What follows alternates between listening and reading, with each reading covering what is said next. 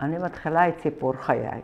סיפור חיי מתחיל ב8.5.1945 בעיראק. נולדתי בעיראק, והזיכרונות, חלק מהזיכרונות שלי מעיראק, אני רוצה להעלות אותם שתדעו. החוויה שלנו למשל בעיראק בקיץ הייתה שכל הילדים, כל ילדי השכונה, כל השכונה למעשה, היו עולים לגגות לישון. כי אין מזגנים, חם מאוד בעיראק, וזו הייתה אחת החוויות הגדולות שלנו, שכל משפחה הייתה אחת ליד השנייה על הגג. והארוחת ערב הייתה עולה למעלה, מגש, אבטיח, ענבים, מלון, מלפפון ירוק וגבינה מלוכה, וכמובן חבז, שזה היה הפיתה העיראקית. ועוד חוויה שאני זוכרת, זה היה השוק. השוק היה סואן, אני בתור ילדה הייתי הולכת עם אמא לשוק, כל הריחות, הכל היה ירוק, הכל היה הומה. ובעיקר בתור ילדה אהבתי את האיש הזה שרץ עם מגש על הראש, צ'ירג. הוא היה מוכר צ'ירג בזנגולה, שזה זנגולה, היו מכניסים אותה, היו צריכים צ'ירג חר, צ'ירג חר. כשהיינו רוצים היה מוריד את כל המגש, חותך את הצ'ירגאי לשתיים, שם את הזנגולה בפנים, וזו הייתה ארוחה ליום שלם. זה היה סותם. אני אקצר בעיראק בגיל 6, בוקר אחד אנחנו, פתאום אמא מלבישה את כולנו בגדים, כמה שכבות של בגדים אחד על השנייה, לוקחים מזוודה, עולים לארץ ישראל. כמובן במטוס, וואי, טסנו במטוס לעיראק. מעיראק הגענו לארץ ישראל לבושים במחלצותינו, אבא עם חליפה שתפר אותה במיוחד, וכולנו לבושים יפה. ירדנו מהמטוס וקיבלו אותנו בשפריץ של DDT על הראש, שלא הבנו מה הם רוצים מאיתנו. כולנו היינו ככה, העיניים והשערות, הכל היה בלבן. והעמיסו אותנו בשער עלייה לקבוצות, ומשער עלייה חילקו אותנו לכל מיני מעברות. אנחנו הובילו אותנו בלילה למעברת טירה. הגענו לשם, זה היה רק אוהלים, מקום של תוהו ובוהו, שום דבר לא היה, כלום, אדמה ואוהלים. נכנסנו לאוהל, אני אקצר כי זה סיפור ארוך, הקליטה הזאת שלנו. אין מקלחת, אין שירות, אוהל. וזה היה חורף, אחד החורפים הקשים. תקפה אותנו שערה, האוהל עף, כולנו נסחפנו עם הזרם של המים, ואמא פלשה לצריף. מפה עברנו לצריף. זו הייתה תקופת צנע בארץ, לא היה, גם אם היה לך כסף, לא היה אוכל, לא היה מה לקנות. ואמא הלוויה שהיא צ'יק צ'ק סדרה גינה, והכל היה זרוע בגינה. בית שימוש אחד ציבורי היה לכל השכונה, בול פגיעה, אתם מאמינים? אין מים, אין כלום. בית שימוש, ילד צריך לשירותים, צריך ללכת עד לאמצע השכונה, יש בית שימוש אחד ציבורי, בול פגיעה של כולם. כמובן שהיגיינה לא הייתה וסניטריה לא היה, וכולם התחילו לחלות, דלקות עיניים, קינים, ואז מה אמרו? הילדים נקראנו כאילו הילדים המוזנחים, אין להם, הם מגעילים, הם סוג ב'. בין כל המצב הזה היה צריף אחד שהוא היה מועדונית לילדים. באחד הימים אני מגיעה למועדונית כי לא היה מה לעשות, ב5 כבר חושך, אין תאורה, אין תאורת רחוב, אין כלום, רק הששיות שמי שהדליק הששית. הייתה לנו מועדונית מהצהריים, אני הלכתי למועדונית. באותו יום במועדונית הגיעו שליחים של עליית הנוער, וכמובן חיילים של הנחל שהיו מעבירים לנו כל מיני שירים, והוואי ישראלי ניסו להכניס לנו. ואז פתאום הם מסבירים שיש דבר כזה שנקרא קיבוץ. בקיבוץ יש דירות, יש מים זורמים, יש מיטות לכל אחד. בו בזמן שאני ישנתי עם 3 במיטה. אממה, צריך לקחת את הטפסים, להביא להורים, ושההורים יחתמו, ומפה והלאה הם יטפלו בנו. לקחתי את הטפסים. מזלי היה שבתעודת זהות שלי הייתי מוגדלת ב2-3. והלכתי להחתים את ההורים. איזה הורים הסכימו לחתום על דבר כזה, שלוקחים להם את הילדה לקיבוץ? החתמתי את אחותי בכוח. אחותי, איימתי עליה, כמובן שאם היא לא תחתום לי, אני אספר לאבא דברים שהיא גם לא עשתה. והיא אמרה לי, טוב, אני רוצה להתפטר ממך, יאללה. חתמה לי והלכתי מהר להחזיר את הטפסים. ואמרו לי שביום מסוים להגיע לרחוב החלוץ 22 בחלוץ, בחיפה. לקחתי כסף מההורים ונסעתי באוטובוס. הגעתי למשרד הזה, כשלמעשה אני בת 10 רק, לא בת 12, לא בת 13. שלחו אותי לקיבוץ, כי אז לא היו מקבלים פחות מ-12 לקיבוצים. ושם במשרד נתנו לי תיקייה חומה כזאת שנקשרת בסרט שחור כזה. אמרו לי, תלכי עם זה, את תגיעי לקיבוץ אפיקים, תלכי למזכירות, תתני להם את זה, הם ידעו מה לעשות איתך. אוקיי. שמו אותי באוטובוס שהוא מאסף, שנכנס לכל הכפרים. אל תשכחו שזה בשנות ה-50, לא היה כבישים, לא היה כלום. ואני ילדה קטנה יושבת באוטובוס, ועולים ויורדים ערבים, עולים ויורדים ערבים, ואני כולי מרועדת עם התיקייה. בסופו של דבר הגעתי לקיבוץ, נכנסתי, ואני מתיישבת על ספסל, ואני לא זוכרת מה אמרו לי לעשות עם התיקייה. יושבת שעה, שעתיים, מתחיל להחשיך, ואז ניגש אליי חבר קיבוץ, אומר לי, ילדה, אני רואה אותך פה כל היום יושבת, למי את מחכה? אמרתי לו, אני לא יודעת. אז אני אקח אותך למזכירות. באותו רגע, כן, מזכירות. התקבלתי לחברה שמיד שינו את השם שלי מעזיזה לעליזה, כי המדריכה אמרה, אין דבר כזה פה עזיזה, ומאז אני נקראת עליזה. פה הייתה התפנית של החיים שלי. ראיתי עולם אחר, נכנסתי לתרבות שונה, לעולם שונה. כמובן שחצי שנה ההורים לא ידעו איפה אני בכלל. ידעו קיבוץ, אבל איפה? אין טלפונים, אין מכתבים. מפסח עד ראש השנה, אני מגיעה בראש השנה עם 2 עופות חיים להורים. כל הדרך באוטובוס, הם חרבנו לנו על הראש. הבאתי הביתה, ואז היה בסדר. פה הייתה התפנית. בקיבוץ אימצו אותי זוג הורים, שאליהם היינו הולכים בשבתות, בערבים לפעמים. רחל ושלמה קסלר, חשוב לי מאוד לציין, כי היה להם תפקיד מאוד חשוב בעיצוב שלי גם. זה היה בית חם. מהקיבוץ התחילו להתגייס, קיבלתי בגיל 14.5, כי כביכול הייתי בת 17, 16.5, צו גיוס. אני מגיעה ללשכת הגיוס בטבריה, ואני יושבת שם בין כל אלה שקיבלו צו גיוס, ואני רואה שכולם מצחקקים, עד שניגש אליי איזה חייל ושואל אותי, ילדה, למי את מחכה? אמרתי, אני לא מחכה, אני קיבלתי צו גיוס, אני מראה להם, זה היה בטבריה. מראה להם את הצו גיוס והם מתחילים לצחוק. ואז אני אומרת לו, אני יודעת, אני פשוט, הגדילו אותי בתעודה.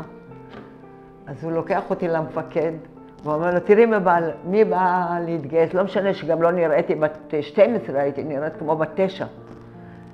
לא סתם בקיבוץ, קיבלתי את התואר פרגית. כולם צחקו, הביאו לנו לקבוצה, הם כבר הייתה קבוצה מגובשת כשאני הגעתי. והיה להם מה ללעוג שאני פרגית.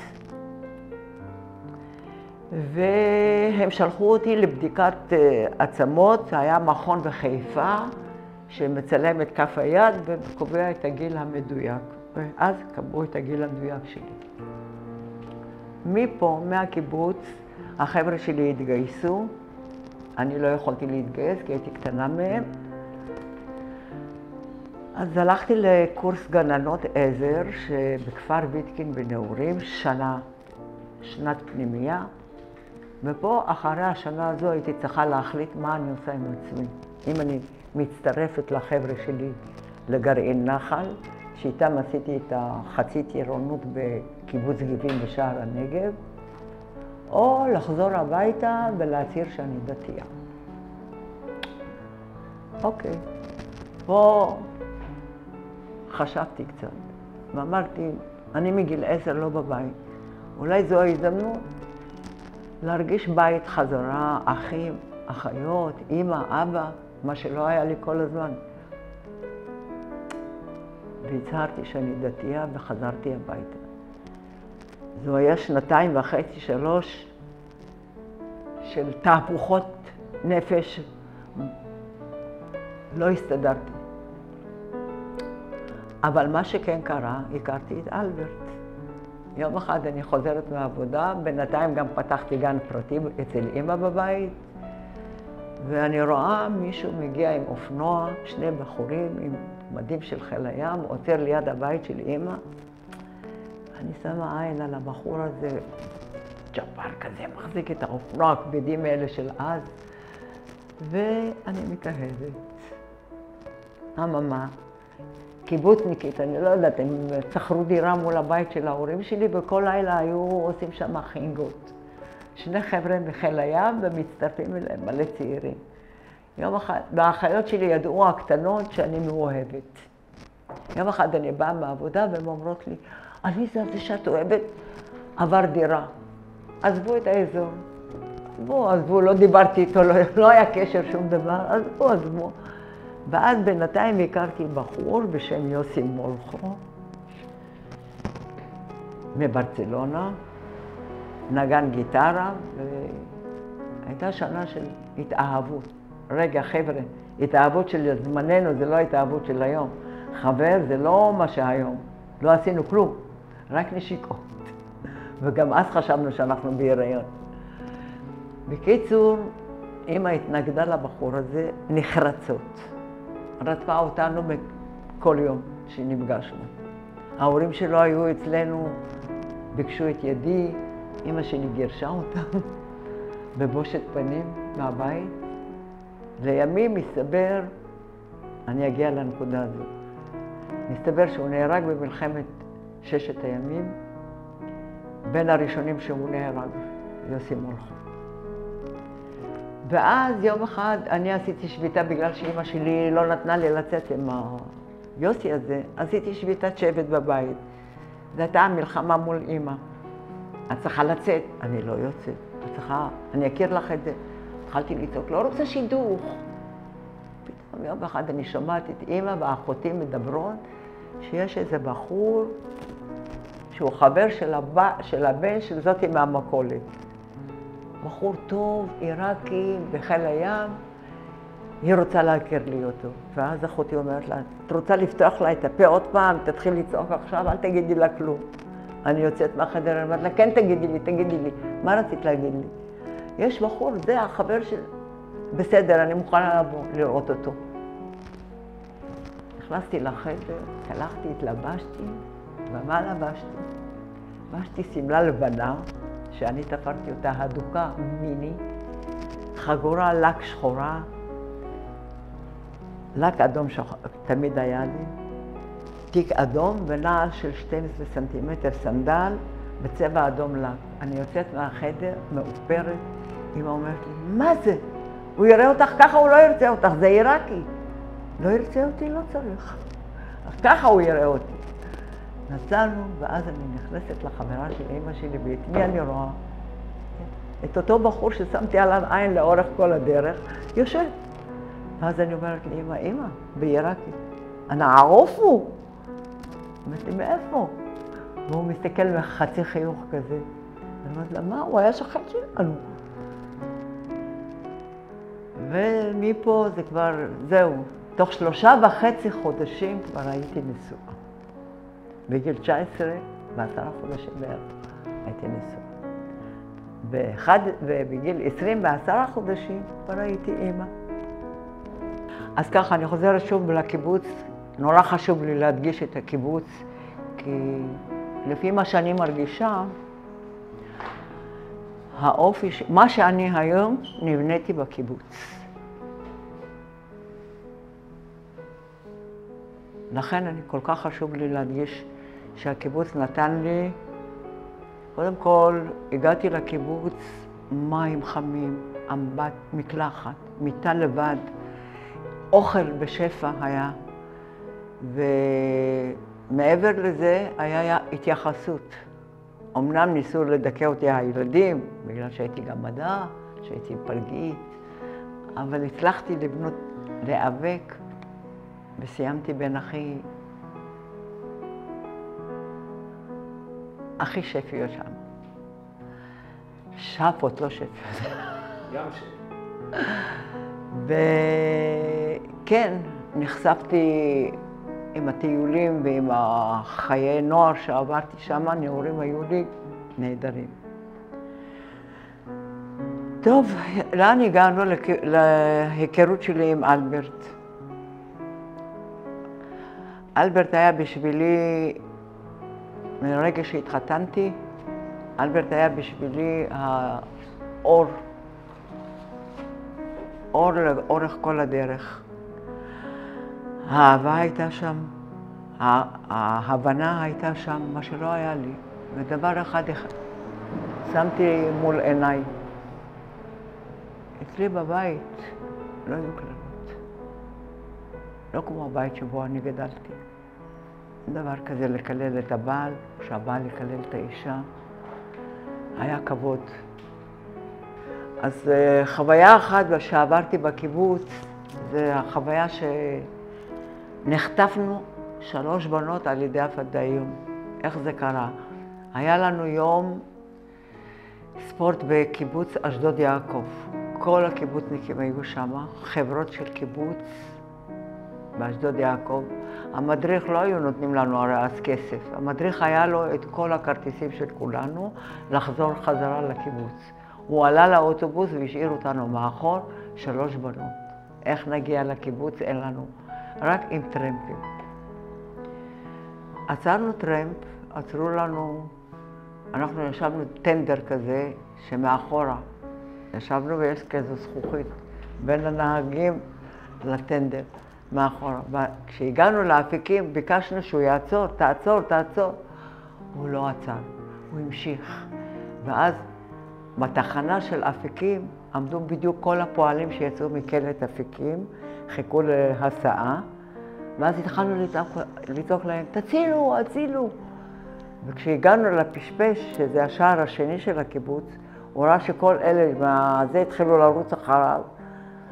אני התיישבתי, היינו עם נעליים כאלה כבדות, התיישבתי על הספסל והתחלתי לבעוט בזכוכית, והזכוכית התנפצה ואז הוא עצר. הוא עצר, אנחנו ירדנו מעולפות, הגיעו אלינו כל אלה שהיו עמדו בתחנה, מה קרה, מה קרה, הוא בינתיים ברח. זה היה תקופה של הפדאיון שהיו יורדים מסוריה, גונבים כל מיני דברים, לוקחים, חוטפים אנשים, וככה הסתיימה החטיפה, וכמובן היו חקירות, משטרה הגיעה, והחוקר הראשי של הקיבוץ, הוא היה אחד המאמצים של הבנות שנלכדה איתי. היינו 3 בנות. ופה זה הסתיימה. טוב. אלברט הגיע אלינו הביתה פעם ראשונה, ואמא פעם שנייה, ובפעם השלישית, אמא אמרה לו, אני הלכתי להתלבש, היינו צריכים ללכת לסרט, ואז אמא אמרה לו, אלברט, הכרת את עליזה? כן. מוצאת חן בעיניך? מאוד. זהו, זה עליזה, היא לא תשתנה. אין לך מה לחשוב יותר. או שאתה מחליט להתחתן, וכל זה אני לא שמעתי, או שתפנה את הכיסא שמישהו אחר יישב במקומך. והוא אמר לה בסדר, לא אמר לה כלום. יום חמישי, הוא אומר לה במוצאי שבת כל המשפחה שלי באים לפה לבקש את ידה של עליזה. אמא נלחצה, מאיפה? היא צריכה להכין, הכל סגור כבר, יום שישי. מזל שהיה לי ידיד תנובה הייתה של ההורים שלו, של האחים שלו. פתחנו את החנות שם, לקחנו ארגזים של כל מיני עגבניות ולפונים, זה, ואמא בישלה והכינה למוצאי החג, למוצאי השבת. מוצאי שבת הגיעו המשפחה שלו, עם טבעת, אמא שלו, אח שלו, אחותו, כולם הגיעו לאמא שלי, וזה היה כביכול האירוסי. הקטע שבכל הסיפור הזה של החתונה שלי, אני לא הייתי מעורבת בכלל. אמא והוא קבעו את היום, את התאריך, את זה, אפילו לא שאלו אותי מתי יש לי מחזור, מתי אפשר להתחתן, לא משנה, אכלו אותם, לא משנה. ואז, ביום החתונה, כמובן שעליזה, אני לא רוצה להגיד, לא משנה. החתונה הייתה במועדון הקצינים, הייתה חתונה של קציני חיל הים, הרב הראשי חיתן אותנו, ועליזה, כמו שעליזה יודעת לעשות, לא הלכה למקווה. למה רצו לקצץ לי את הציפורניים, ואז זה היה בשבילי, וואי, יורידו לי ויורידו לי את הלק, ולא הולכת למקווה, לא הלכתי. אבל הרב צריך את הפתק. אתם צריכים לשמוע, זו פעם ראשונה שאתם שומעים את הקטע הזה. ואז הגענו לחופה, והרב הראשי של חיל הים חיתן אותנו. הוא אמר, איפה הפתק שלי? המקווה. אז אני מפתיעה את אלברט, ואני אומרת לו, אלברט, נתתי לך את זה, לא? לי נתת. כן, אני נתתי לך, אמרת שתשים את זה בכיס שלך וזה.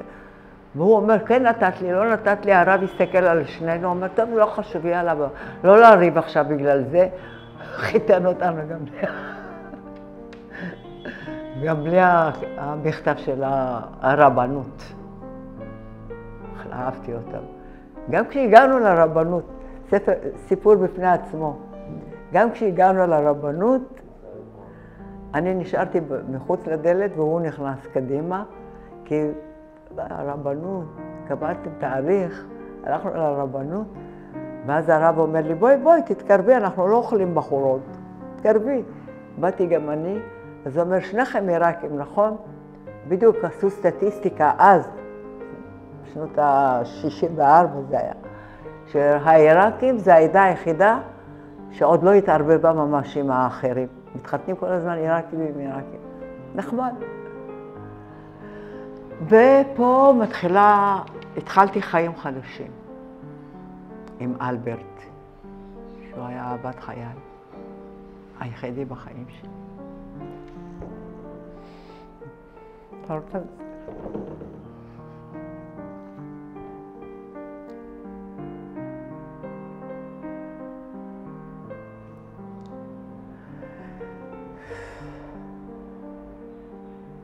לא יודעת למה אני בוכה בכלל. היינו יוצאים כל שבוע, כל חודש למועדוני לילה, נוסעים עד לתל אביב. אז היה מועדון קליף. הבעלים של המועדון היה איש חיל הים, שהיה עוד עדיין עושה מילואים בחיל הים. והוא כל חודש היה מחליף את התוכנית, היה מזמין את כל החבר'ה מחיל הים לראות ראשונים את התוכנית. זה היה אחד מהבילויים שלנו. ובגיל 10 חודשים הפכתי לאמא. כל כך רציתי להיות אמא.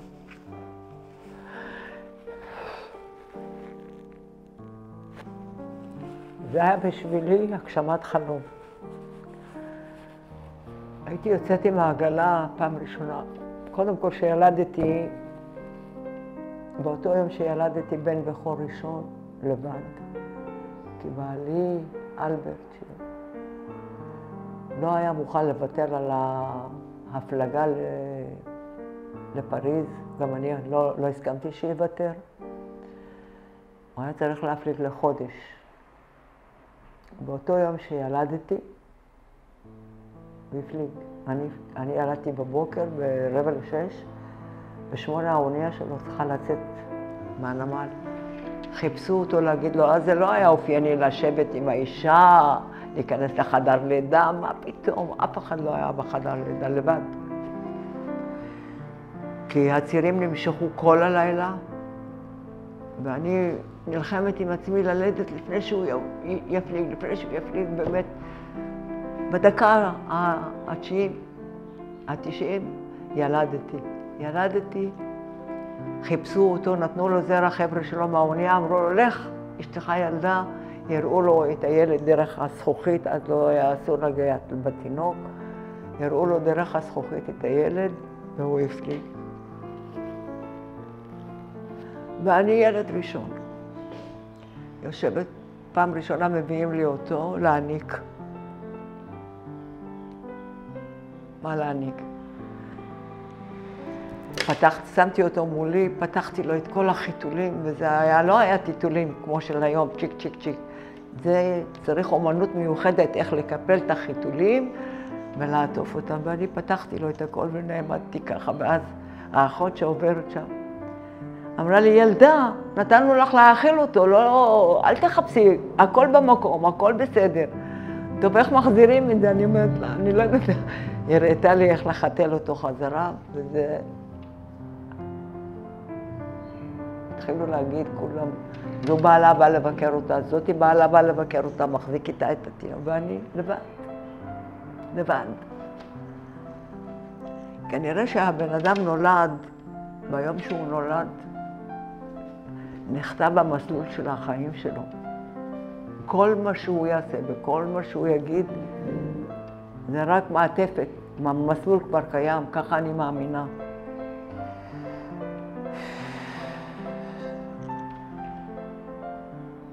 עברתי חוויה, עכשיו הייתי צריכה להתמודד גם עם שתי הסבתות. צריך לעשות ברית לילד, אני לא עושה ברית. מה את לא עושה ברית? אני לא עושה לו ברית, עד שאבא שלו לא יחזור, אני לא עושה ברית לילד. סבתא מצד זה, סבתא מצד זה, אכלו לי את הראש, בדיוק עובר איזה רב, ואני אומרת לו, לרב, סליחה רגע, יש לי שאלה אליך, יש פה סבתא זאת והסבתא הזאת רוצות שאני אעשה ברית, והאבא לא בארץ. מה אתה אומר, הרב? אני רוצה לעשות לו פדיון וברית באותו יום. הרב הסתכל עליי ואמר לי, זה ברכה. חייבת, את צריכה לעשות איך שאת רוצה. זה בדיוק ככה צריך להיות. ושתי הסבתות הסתכלו עליי, כמעט הרגו אותי. אמא שלי ואמא של בעלי. וככה זה היה. באותו יום הוא חזר, האונייה הגיעה, ואני עד לנמל נסעתי להביא אותו בספיישל. הוא לא ידע שלא עשינו ברית. בטלפון אמרתי לו, פעם אחת הוא צלצל מצרפת, ואמרתי לו שהברית הייתה נהדרת, והכל עבר בשלום. ואז הוא הגיע ואמרתי לו, מהר, תעלה למונית. עכשיו הברית. הגענו הבית, ברית, אז היו עושים בבית, לא היה אולמות. כל השכנים והמשפחה שלי והמשפחה שלו כבר היו בבית, והגענו, הוא היה נוכח בברית ובפדיון. וסבתא שלו הייתה בארץ שהגיעה מבואנוס איירס, היא החזיקה אותו את יוסי בפדיון. זה היה כבוד. ומפה נולד בן שני,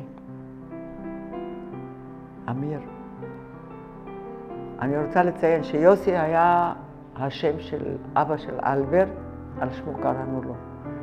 כמובן שבהתחלה התנגדתי בגלל היוסי הקודם, פחדתי שכולם יחשבו שעל שמו אני קוראת לילד שלי, אבל קראנו לו יוסי, ועכשיו אמיר.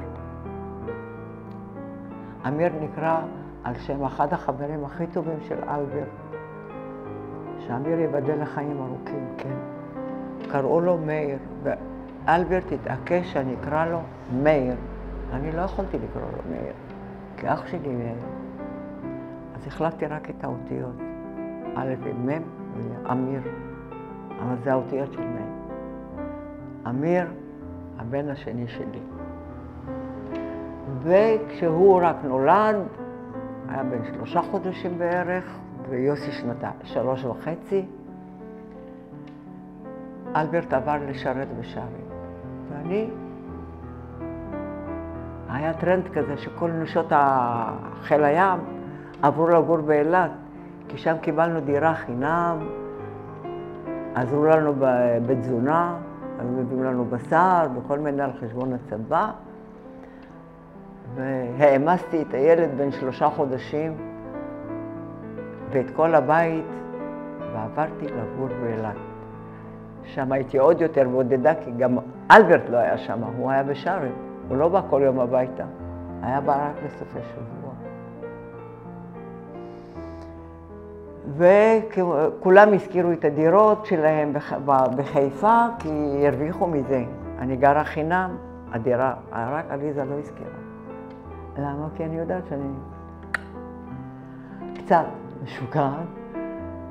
לא יכולתי לסיים את השנה שם, חזרתי חזרה לחיפה. אני לא ארחיב את הדיבור על הילדים שלי, כי זה... המטרת החיים שלי הייתה להיות אימא. ההיריון שלישי זה היה יניב. יניב... רגע, קודם לעצור על אמיר. לא דיברנו הרבה. טוב, יאללה, אמיר היה ילד תינוק פנטסטי שלא הרגשתי אותו. נולד יניב. יניב שילם לי את המחיר. זה היה ילד שכל מי שראה אותו אמר, צריך לשים אותו באיזה מקום. אי אפשר היה להיכנס אליי, היה רואה אדם זר, נכנס, מתחיל בצרחון. היה מתחיל וצורח, שכולם היו בורחים. לא היה נגמר לו הצרחות, לא בוקר, צהריים וערב, כל היום היה על הידיים שלי. זה היה יניב, שהיום יש לי את הנחת כבר ממנו. עכשיו מחפשים את החברה שלו. הקטע עם יניב, בפעם השנייה שעברתי לגור, אני אגיע גם לזה, הייתי פעמיים באילת. התחילו לעזוב חלק מהשכנים, אנחנו היינו בכלל בחיפה כשגרתי, דבר ראשון אני הייתי בעד השכונה. ואז קראו למקום מחנה דוד.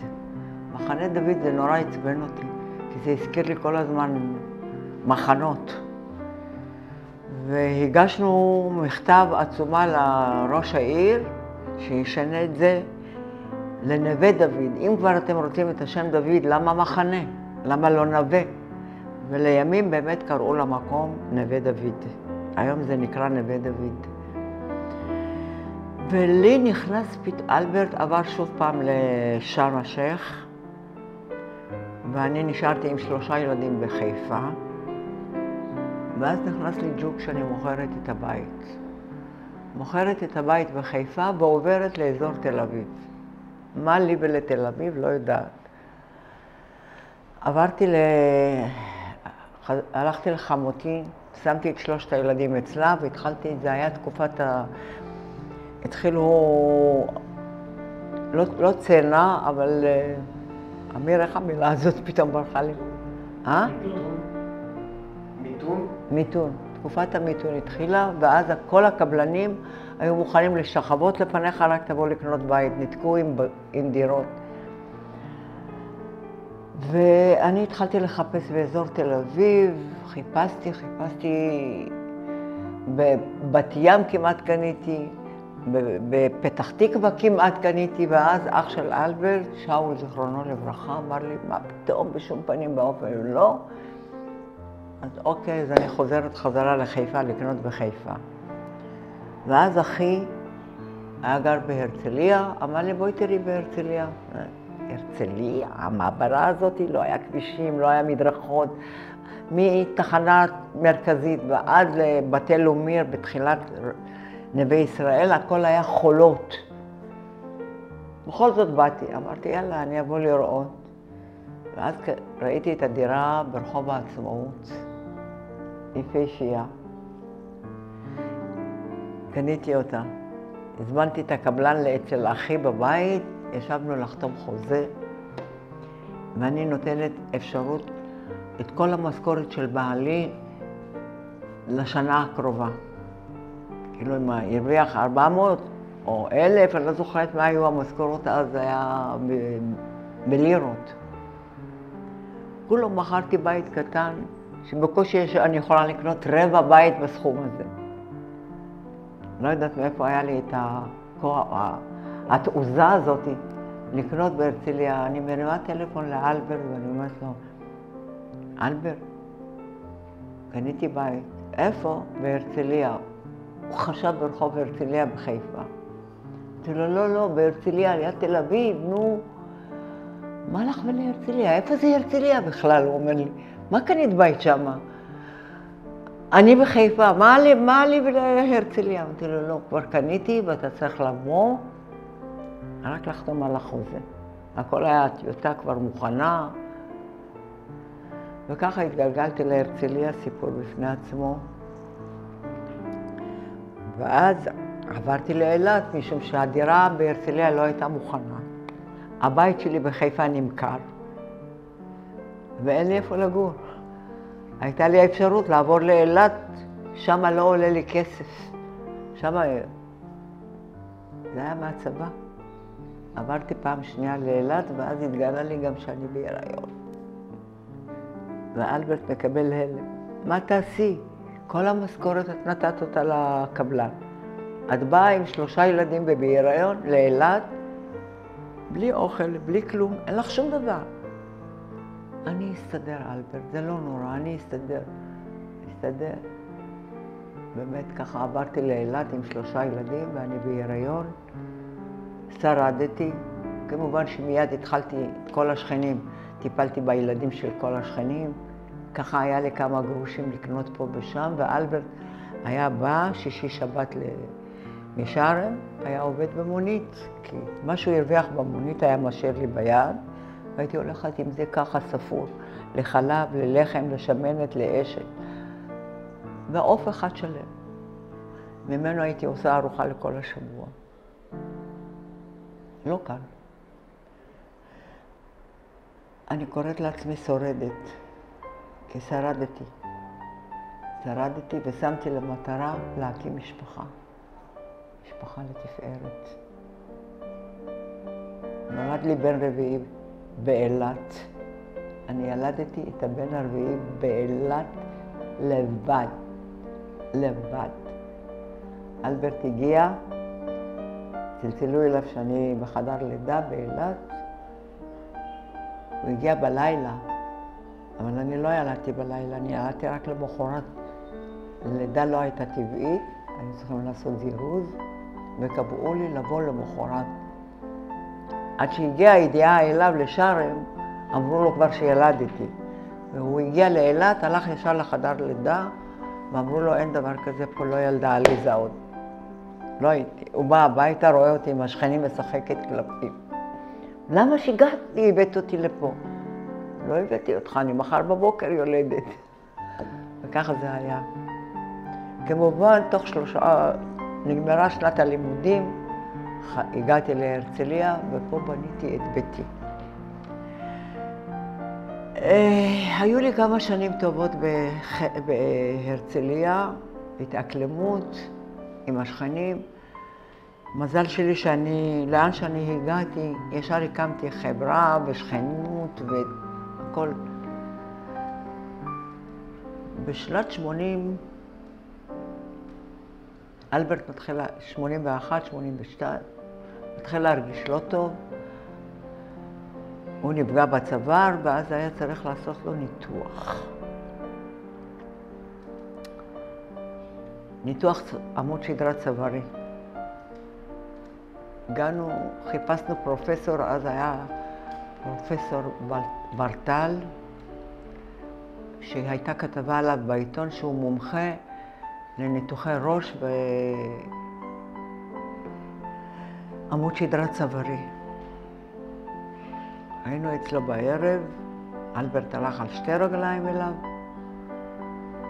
שילמנו לו כסף שהוא ינתח אותו, כמובן שהניתוח לא הצליח, ואלברט נשאר משותק מאזור הצוואר במטה. 1.5 חודש אני ביליתי באיכילוב, יום יום. יש לי 4 ילדים בבית. יום יום ביליתי איתו. מרחתי אותו מכל כיוון שלא יקבל פצעי לחץ. אחרי 1.5 חודש העבירו אותו ללוינשטיין. שם התחיל לקבל טיפול אחר לגמרי. העבירו אותו ללוינשטיין רגע לפני שהוא כבר היה אמור להתפוצץ המעיים שלו. כי באיכילוב לא דאגו להוציא לו את היציאה. עשו לו חוקן, יצא מים, אבל לא היה יציאה. וכשהוא הגיע ל-40 ומשהו חום, כשהגענו ללוינשטיין, 3 רופאים ואחים ואחיות עמדו מסביבו, והצליחו סוף סוף לשחרר לו את הפקק הזה שהיה לו בבטן. הצילו אותו. ואז קשרו אותו למיטה. במשך שנה אני הייתי כל יום באה ללוינשטיין לבקר אותו. אממה, אין לי רישיון נהיגה, אין לי זכות חתימה בחשבון, ואין לי כסף. עכשיו הוא לא יכול לחתום, הוא משותק. מה עושים? אומרים באמצע הדרך יש חברים טובים, והיה אז אחד בשם מלמד, שאני לא אשכח אותו, שהביא את מנהל, ולאלברט היה חשבון בנק שנשאר בחיפה, החשבון שלו. כי לי לא הייתה זכות חתימה ולא ידעתי מה זה חשבון בנק בכלל. מלמד הביא את המנהל מחיפה עם חותמת והחתים את אלברט עם האצבע ונתן לי זכות חתימה שיכולתי להוציא כסף להתפרנס. ואז גם לקחתי שיעורי נהיגה. בתוך כל המערבולת חיים הזו שלי שהייתי בה. לקחו אותי והפכו לי את הצלחת ככה, שכבר הגעתי לנחלה ולכיף עם הילדים ועם הבעל, הכל התהפך. והתחלתי ללמוד נהיגה, תוך כדי, עם כל הבלגן הזה למדתי נהיגה. כדי שאני אוכל להיות ניידת, לבוא אליו, לקחת את הילדים. ואחרי שבוע, שבועיים, 3 חודש, חודשיים, התחילו להזיז אותו, והוא התחיל לשבת על כיסא גלגלים, פעם ראשונה. העבירו אותו מעמידה לישיבה לאט לאט. ואז כל יום שישי הייתי מאכילה את הילדים מהר, רצה לשבת איתו, להאכיל אותו. ואני שמה לב שבעצם אנחנו איזה 4-5 נשארים ביום שישי בערב. ניגשתי לאחות הראשית ואני אומרת לה, תגידי לי, למה כולם הולכים הביתה? ואלברט, לא. היא אמרה לי, הוא לא רוצה. מה? הוא לא רוצה ללכת הביתה? אין בעיה. באתי אליו. אמרתי לה, קודם כל, למה לא אמרתם לי שיש לו אפשרות ללכת הביתה בכלל? באתי אליו ואמרתי לו, תקשיב, מיום שישי הבא, אני לא באה. אתה בא הביתה. לא, השכנים יראו אותי על כיסא גלגלים. מה? לא אכפת לך שאני רואה אותך, שהילדים רואים אותך שעל כיסא גלגלים. השכנים? יום שישי הבא, אמבולנס, הביאו אותו הביתה, אמרתי לו, מספיק שאתה יושב בשולחן, והילדים רואים אותך, בארוחת ערב של שישי אתה איתנו, זה עולם אחר לגמרי. מה? מפה בעלה, באמת כל יום שישי הייתי מביאה אותו לארוחת ערב איתנו, ביום ראשון היו מחזירים אותו עם אמבולנס. ככה שנה. שנה חלפה, הוא יצא כשהוא יכול ללכת על קביים. זה היה נס רפואי, כי הרופא שניתח אותו, וואו, היה חזיר, זה מה שיש לי להגיד. כשהוא יצא מהניתוח, אמרתי לו, דוקטור, מה עם הבעל שלי? 10 שעות הוא לא יצא מחדר ניתוח? מה, לא אמרו לך שהוא נשאר נכה? מה? כמובן שהתעלפתי באותו רגע, והוא אמר לאחותי, את אחותה תטפלי בה, ואחרי זה קמתי, הלכתי אליו לחדר וצעקתי, אל תגיד לבעלי שהוא נכה, תשאיר את הסיפור בשבילי. ברגע שיגידו לו שהוא נשאר נכה, הוא לא יתאמץ. אבל אחרי שיצאנו אחרי שהוא יצא עם קביים, הלכתי ישר אליו לרופא. פתחתי את הדלת של הרופא ואמרתי לו, אף פעם אל תגיד לעולם הוא לא ילך. הנה הוא הולך על קביים. ולאט לאט הוא גם חזר לצבא. היה איזה 2 שהוא חזר לצבא, הוא נהג. והחיים כביכול חזרו לקדמותם. ואז התחילה הידרדרות.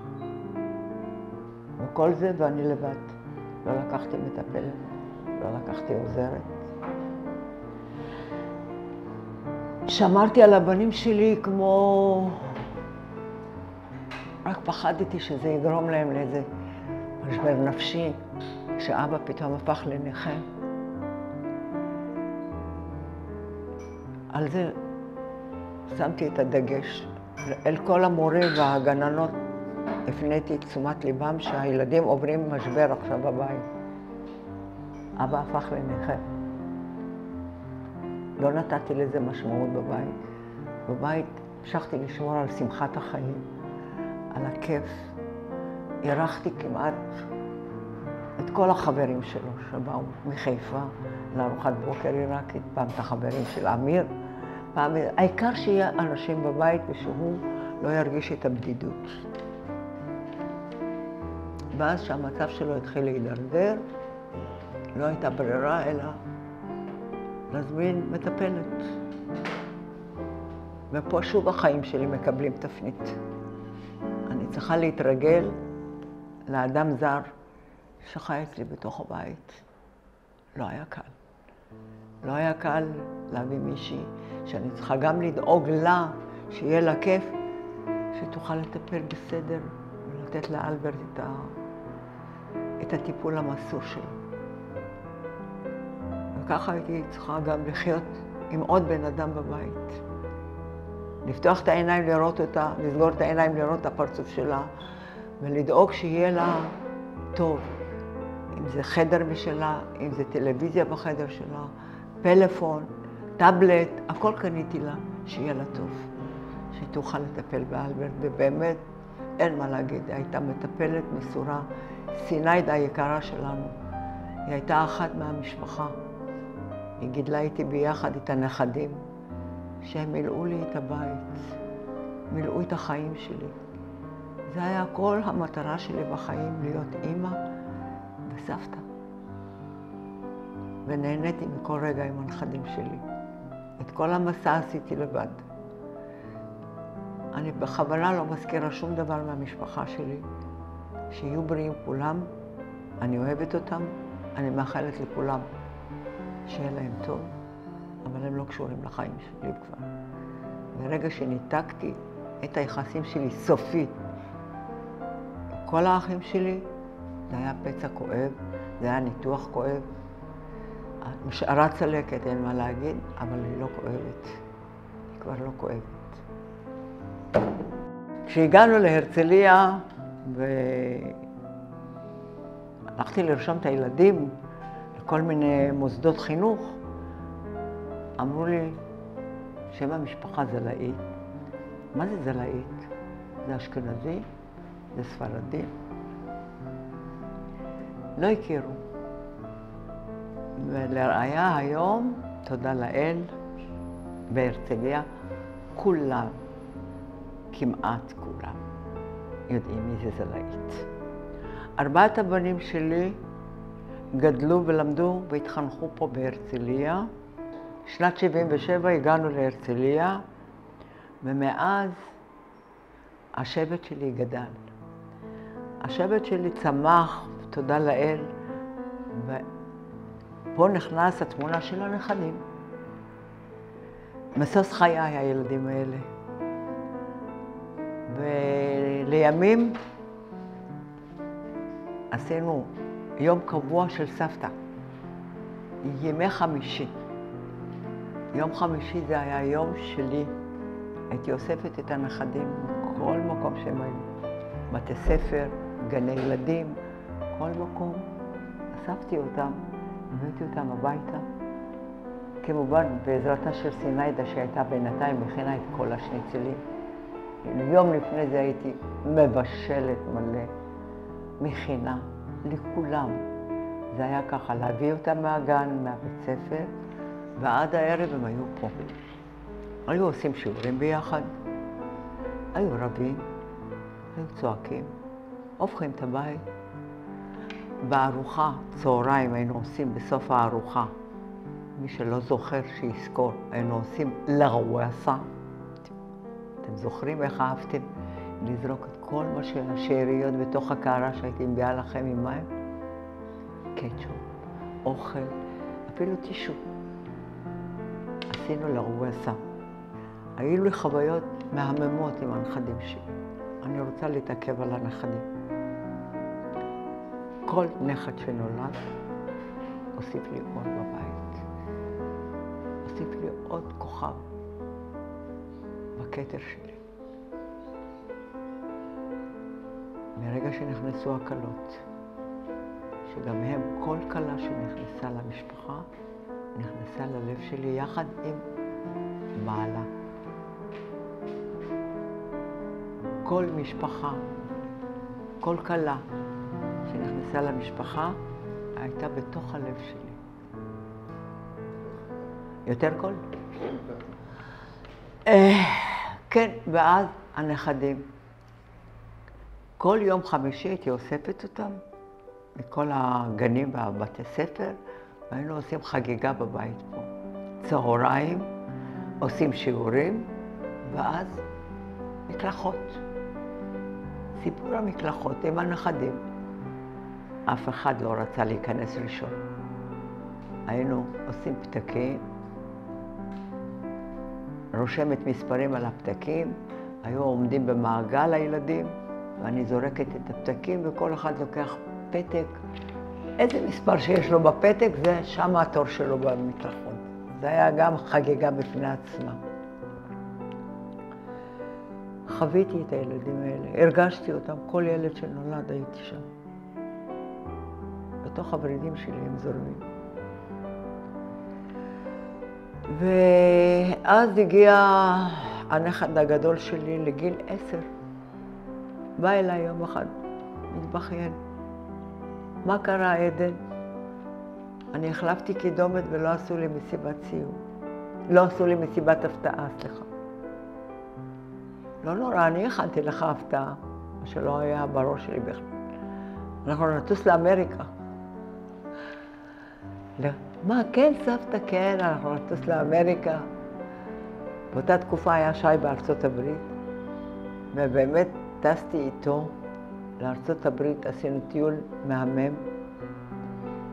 נהנה, אבל מה, זה היה פתח לכל ילד שהגיע לגיל 10. כל נכד שהגיע לגיל 10, קיבל טיול חול. כמובן שאחרי עדן כבר התחלתי להצמיד. מכיוון שבין סתיו לריף היה הבדל של שנה, חיכינו שריף יהיה בן 10, לא היה נורא שסתיו היה בן 11, ועשינו עוד טיול לארצות הברית. זה היה טיול מהמם. חוויות משם הם עוד יספרו. ואז הגיע התור של הבנות, של שחף, עשיתי את הטיול לברצלונה. אבל זה לא היה טיול אישי שלי איתה, זה היה פספוס. זה לא היה טיול אישי שלי עם שחף, היא הייתה עם קבוצה איתנו, אבל זה היה לכבודה בת מצווה שלה. ואז הגיעו השלישייה, שזה סוף, קשת ושקד. לקחתי את שלושתם, והיה להם בחירה. בדיוק התחילו לדבר על היער השחור. אז הבאתי להם חוברת, אמרתי להם, תבחרו, לאן אתם רוצים? התלהבו מהיער השחור. אין בעיה, תקבלו יער השחור. היה טיול מהמם. נסעתי עם שלושתם, כמובן לכל הטיולים האלה היה מדריך טיולים מהמם שקוראים לו שי. הוא היה איתנו לאורך כל הדרך, הזכרנו רכבים, טיילנו בכל הארץ, ביער השחור עם שלושתם, זה היה אחד הטיולים המוצלחים. והטיול שאחרי זה הגיע של רועי. רועי ואיתי גם ביניהם יש 2. עשינו את זה באמצע. רועי, איתי, אבל איתם צירפתי כמובן את שחף, שלא הייתה בטיול ממש לבד איתנו. זה היה טיול נפלא, שחף, איתי ורועי. טיול מהמם ביער השחור. ואחריהם הגיע גיא, האחרון שבזה, למרות שלא האמנתי שאני אגיע לגיל הזה, ואני אעשה גם עם גיא, הנכד הכי קטן שלי. זכיתי, צירפתי את איתי שלא יהיה שעמם לו, ועשינו טיול ביער השחור גם עם רועי, וגם עם איתי, וגם עם גיא. סיימתי עם כל 10. וכמובן, חיתנתי נכד. זכיתי, הגעתי למעמד שהנכד שלי התחתן. היום אני מוקפת עם 10 נכדים, כולם גרים בהרצליה, כולם מסביבי הבנים. התחתנו 3 הכלות פה בהרצליה, בלבוסיות אחת. אני חולה עליהם. אתם יודעים למה? כי הבנים שלי נראים טוב, נראים מטופלים. לכן אני מתה עליכם. זהו, וכמובן הבן זוג של שי, שזה סיפור גם כן, שי שלי, כפרה עליך, אתה והבן זוג שלך אוהבת. הוספת לי בין לחתן, בין כל הכלות, גם חתן אחד זה בסדר. מה, להביא עוד כלה, השתגעת? חתן זה בסדר. אוהבת אתכם. זהו, אני חושבת. עכשיו אני רוצה לסיים. לפני 80 שנה אומנם נולדתי. כל אדם שנולד, הוא לא יודע מה מחכה לו בדרך. איזה שביל הוא הולך לעבור. עם מהמורות, עם טוב ורע, ולקבל את הכל באהבה. אני נאבקתי, אני נלחמתי בחיים שלי עם המרפקים, אבל גידלתי והצלחתי. יש לי 4 בנים שהם מהכתר שלי. היעלום שבכתר זה הבנים שלי. וכל מה שהם יצרו מסביבם, המשפחות שהם הקימו, עם הנשים הנפלאות שהם הצטרפו אליהם. כל המשפחות. אהבה אחת גדולה. את כולם אני אוהבת. כך שזה לא משנה מה מצפה לך בחיים. זה משנה איך אתה לוקח את החיים וצועד קדימה. לא להישבר, לא להיכנע, להמשיך בדרך, והתוצאה נהדרת. זהו.